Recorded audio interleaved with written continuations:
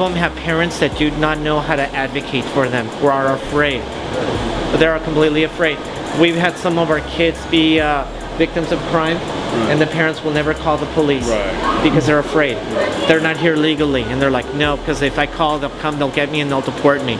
We've dealt with that. Running for, I forgot what you told me. I kind of wanted to keep politics out, but I'm running for Congress in the 51st district. Oh, you are? Yes. That's alright. We're amongst friends. Somebody you know. Juan Vargas. Juan Vargas? I'm running against him. I'll vote for you. You're on camera. Oh no. No, because, you know, I mean, 15 years ago, 20 years ago, he was great. What happened in the last 15 years? What happened to you in the last 15 years? We'll keep it out. We'll keep it out. You know? He came to our school. In 1996, during the teacher strike, Thank you. he was actually here. He was picketing with us. I remember him. I met him. That's 11 years ago. Where did he that's go? 1996. That's more than 11 years ago. 21. Yeah, I was thinking 2006. 22 years ago, yeah.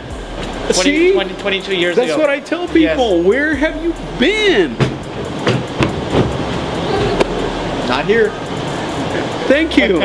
Mr. Hernandez, thank you. No, you're welcome. Thank you. I want to tell you my story, honest truth. Okay, what I remember next is I ran across the street, and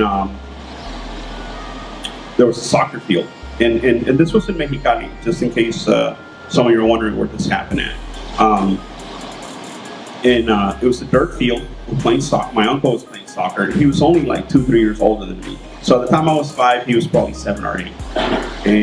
And I told him, you know, Memo, you know, I told him, it's his nickname, Memo. And he ignored me. And I go, Memo. And, you know, I'm screaming, Memo. You know, so finally he looks at me with an angry face, comes over my way, goes, ¿Qué quieres? What do you want? You know, and, you know, 5 years old, I didn't know what to say. All I could say was, my mom's dead. He's like, shut up, get out of my face. You know, cállate.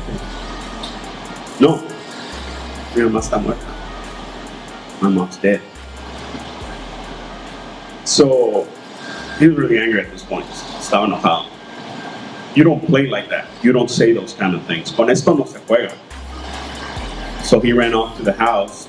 All I remember after that is parts of the funeral.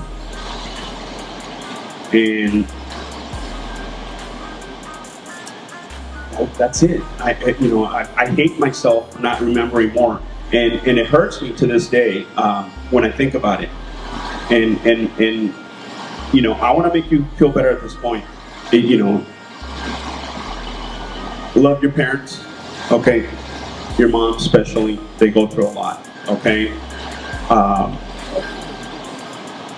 You know, your tios, your tias, uncles, aunts, your family, you know, that's your unit.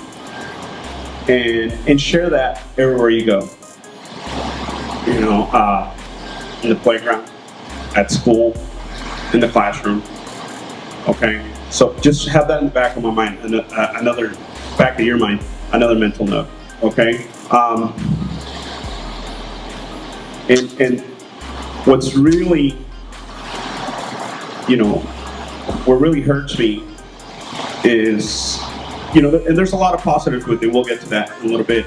What really hurts me is that I don't remember her saying, you know, buenas noches, mijo, or ya está la comida, mijo, or te quiero, mijo, or I love you, you know, in English, I love you, mijo, or, you know, food's ready, dinner's ready, you know, things that we take for granted. You know, so I want you all to when you run to those episodes, just be aware that they're working hard and they're trying their best. Okay. After 5 years old, after that episode with my mother, that horrible episode, I was on my own. I was 5 years old. I was on my own, and my grandmother was there. My mom's mom. She was there. Unfortunately, she knew how to read or write. Okay,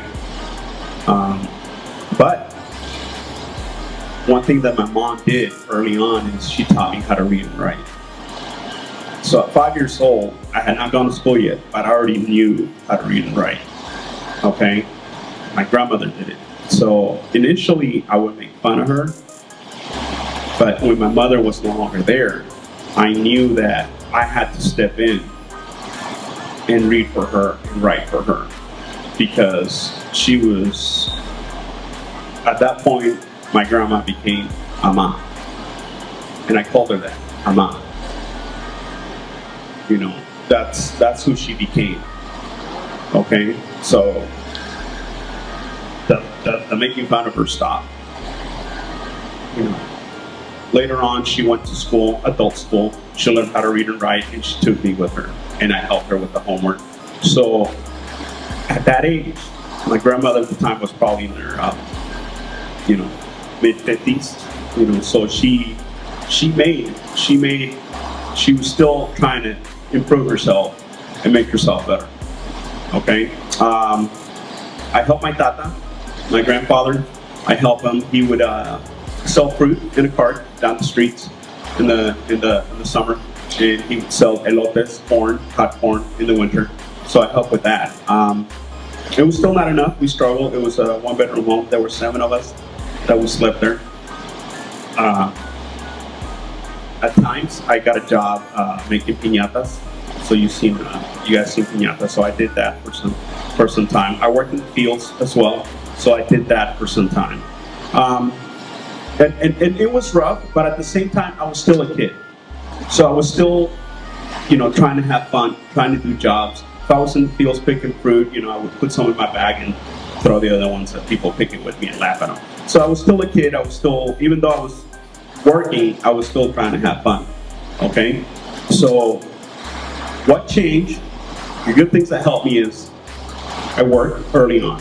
So I had a work ethic. I'm not sure it was the best work ethic, but I was working. I learned how to read and write. So my mom gave me that. And at the same time, or home, there was no running water. There was no electricity. No toilet. Have you guys, you know what a latrine is? A latrine is, an outhouse. An outhouse for those who've seen all country movies. They have an outhouse. So that's how we did things. We did get electricity eventually, and black and white TV. So we were continually trying to make things better. Funny story about the electricity when we had it installed, because back then we can't afford contractors, so we installed it ourselves. Well, my uncles did anyways. And we were proud. We were like, hey, look, our black and white TV comes on. Great, woo, soccer, So we're watching that. Until one day it rained. Okay, it rained, and for one reason or another, I was outside, and I leaned against the wall. And I got shocked. I got electrocuted. Okay, so not a pleasant experience. Obviously, we didn't do the best work we could for the electricity, for the wiring. So that was probably one of my early experiences with electricity. Okay. Another thing in the back of my mind is I kept hearing, come to the U.S., come to the U.S. But I was still little. I was still 7, 8. I didn't know how. I didn't know what I was going to do, how I was going to do it. So I was sent to live with my paternal grandmother. Okay. So she was in Tijuana. So I arrived in Tijuana. Paternal grandmother. Her name's Concepcion. Everybody called her Concha. And my other one, her name was, getting a little choked up. Because I was a bad kid to my grandparents, to my grandmothers. And my abuela Concha, she passed away, and I never got to say, I'm sorry. Okay, my other grandmother, she was pretty rough, disciplinarian. Her name was Consuelo, and she was rough with me, but she did the best with what she had, and I was her rough kid. And with my abuela, with my grandma, Concha Concepcion. When she would discipline, I would laugh. You know, when she tried to spank me, I would run. When she called me for dinner, I would not show up. Okay? So it hurts me that I never got to say, I'm sorry to her, that because I was a bad kid, grandson. Okay? So it's same thing. She did the best with what she had. Okay? And she never gave up. And because I was there and she was my mother, my father's mom, I got to meet my father eventually. I didn't know I had a father. So I saw him. It didn't go well. First day that I met him, he said, you're on your own. I'm not here for you. Pretty much he didn't care, you know. So that was another blow.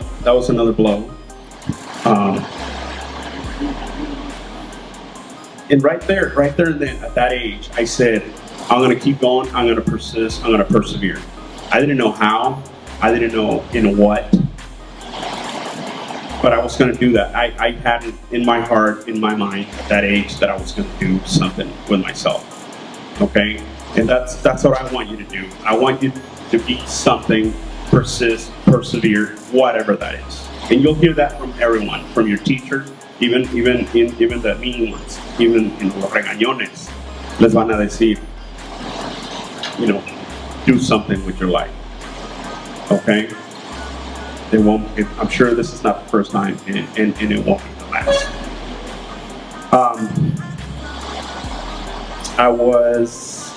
At this time, I was also playing with the arts as well. I did a little bit of calligraphy, and if you got, that's like fancy writing. So I liked it. So I did a little bit of that. I played flute, so did a little bit of that. And I did some drawing, some painting, some poetry. Obviously, my mom passed away, but I have a father somewhere. You know, he works. I knew where he worked. He works at a hotel. You know, he's a waiter at a hotel in Mission Valley. And then, you know, I do go to school. I was still going to school, and you know, obviously I was speaking English. So back then, those were the favorable things that the immigration system, Homeland Security wanted to hear in order for you to be allowed to be in the United States. Okay, so he goes, I'm going to help you. I'm going to give you an appointment with the judge right now. And usually appointments with judges take months, especially now, it takes up to years. So long story short, I went to see the judge. The judge said the same thing. Do you speak English? Yes. Do you work? Yes. Do you go to school? Yes. Do you have a criminal record? No. Boom. Stamped it, work permit, you're free to go. That was it. You know, so luck was on my side. People were helping me. And I like to think that my mom was with me. In spirit, obviously. She had passed away. But in spirit, I think, to this day, I think she looks after me. After my well-being. And tells me, keep going, keep what you're doing. And I talk to her. Just like I pray, I talk to my mom. Okay? With that permit, I wanted to prove, beyond a shadow of a doubt, to everyone that I belonged to this country, that I wanted to be an American. Guess what I did next? How do you think somebody in my shoes would have proved at that time? Anybody? No? Okay. I enlisted in the Army. Did anybody think about that? Enlisted in the service, Marines, Army? That's okay. So there I was. Gone off to basic training. And these are some of the lessons that hopefully, not my stories, but that your stories, your own experiences in life, you're gonna pick up, assimilate to you, and grow up and learn from. Because this is what happened to me at basic training. To this point, I was in Mexicali, in Tijuana, in San Diego. Okay. Basic training was in Georgia, Atlanta, Georgia, Fort Benning, Georgia. So I don't know if you guys have been in the West and the East and the South. It's a little bit different. Okay. Even now, back then, there's a lot of racial tension there. Not that there isn't any here. If you're familiar with Martin Luther King, you know that he did a lot of work in the Alabama, Georgia. Okay. So this is the story. We were having lunch during basic training, and all the soldiers were eating. Okay. And one of the white soldiers, for some reason, he wanted a dessert, so I gave him mine.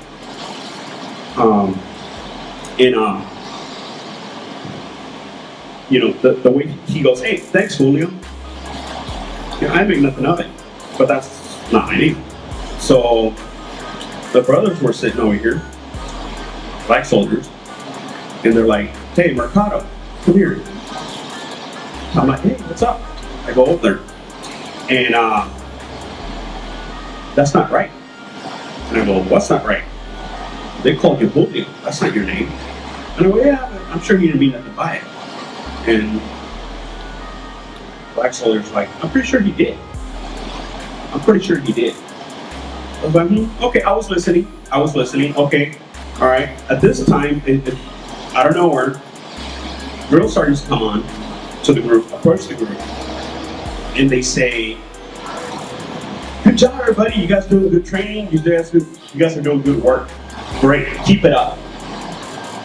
And the same black soldier looks at me. "Did you see that?" "Did I see what?" "Doing great work." "Yeah, but they're addressing the white soldiers." I'm like, "Oh, I didn't catch that." So they're not being racist, they're not being overtly discriminatory, but by you just addressing the white soldiers, I think, and a lot of people disagree with me on this, but I think they're not addressing all soldiers. Okay? And then the drill sergeants come over to, the black soldiers. "All right, everybody, get to work. Let's go. Everybody, get up, get to work." And he tells me, "See what he did there?" I'm like, "No." He came over to our end and he said, "Get to work, everybody." So he goes, "Mercado, you got some learning to do. You need to pay attention." Okay, so pay attention. Be aware of your surroundings. Okay. There's a lot of lessons. Fast forward to after that, I ended up going to jungle training. I ended up going to Iraq. And 21st birthday there in a foxhole. I didn't kill anybody, but it got very close. I approached some Iraqi soldiers. We had our weapons. We're infantry. We approached them. They're approaching us. Okay, and this is war. So I was scared. I'm not gonna lie. Everybody was scared. Everybody will say, "Yeah, there's a fear factor there." Unfortunately, it was faith, God looking after me, my mom, I don't know. As they approached, they raised the white flag. They surrendered. The Iraqi soldiers. America number one. America number one. That's what they said. We took in their weapons. We fed them. We provided them with medication. One of them had his kid with him. Kid was probably 5, 6 years old. He goes, "Here, I want you to help my child. Take him to America with you."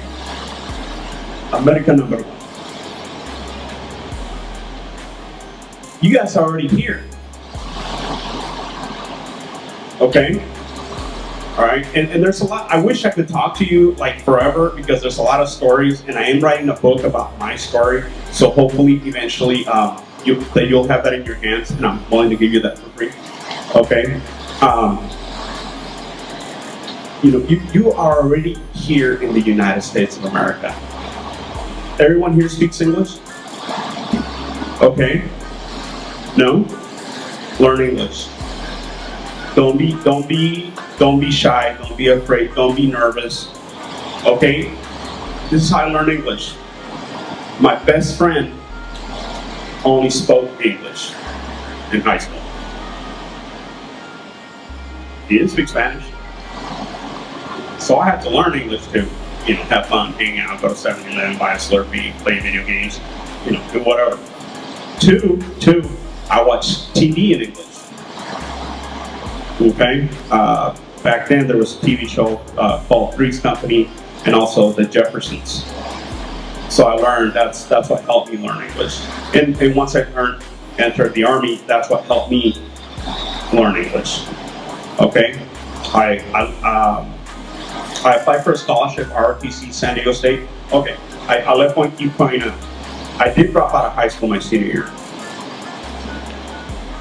But I had a plan. I went to night school, and I still got my diploma. So I didn't, the venue where I was learning changed, but I didn't quit learning. I didn't quit studying.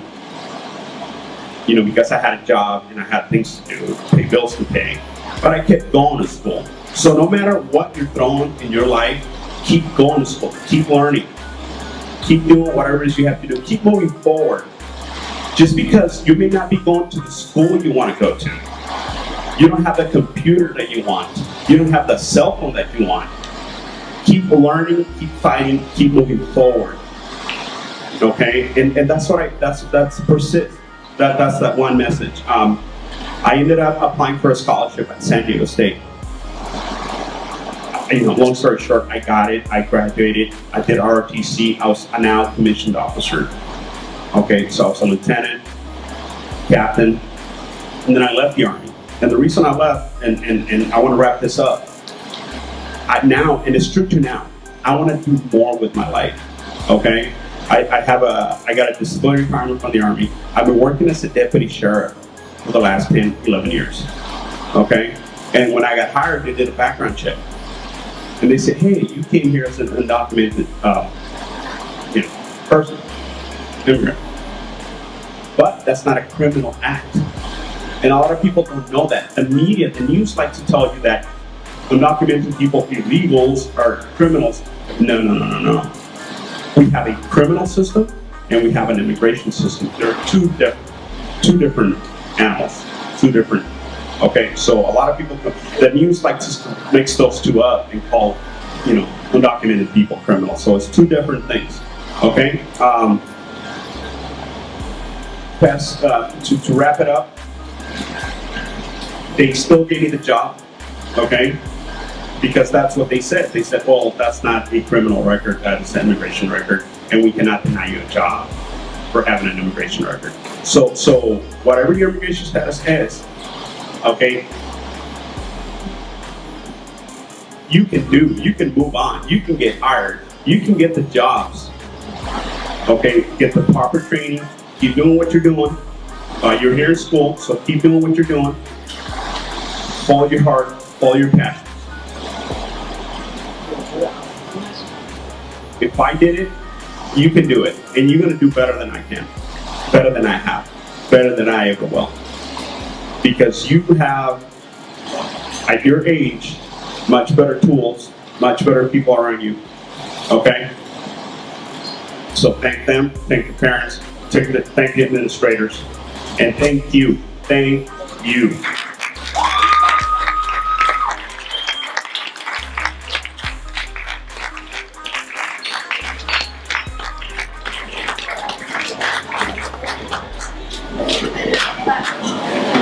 The message here, you guys, as you guys heard Mr. Mercado's message, you guys are here, you guys continue learning, okay? Please let's give Mr. Mercado another round of applause, please.